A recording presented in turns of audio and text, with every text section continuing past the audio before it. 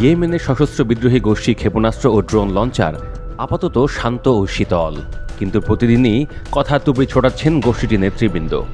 আরব ও মুসলিম বিশ্বের নেতৃবৃন্দের প্রতি ইরান সমর্থিত গোষ্ঠীটির সুপ্রিম পলিটিক্যাল কাউন্সিল প্রধান মাহদি আল মাসাদ আহ্বান জানিয়েছেন যেন ইসরায়েলের বিরুদ্ধে একাট্টা থাকা যায়।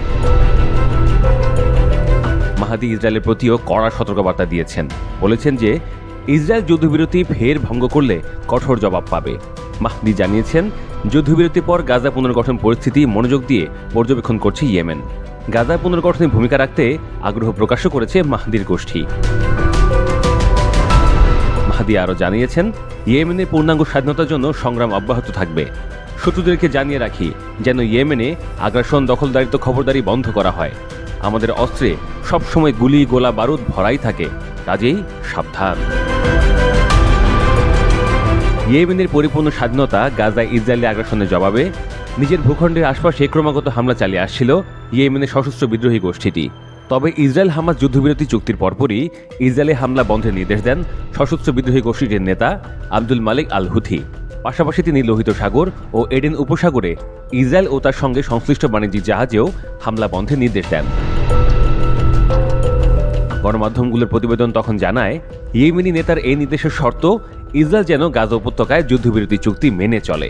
গণমাধ্যমগুলো জানায়, ইসরায়েল যুদ্ধবিরতি চুক্তির শর্তগুলো মেনে চলছে কিনা তা পর্যবেক্ষণের নির্দেশ দিয়েছেন ইয়েমেনি এই নেতা। ফিলিস্তিনিদের প্রতি ইয়েমেনের পরবর্তী পদক্ষেপ এটার উপর নির্ভর করবে।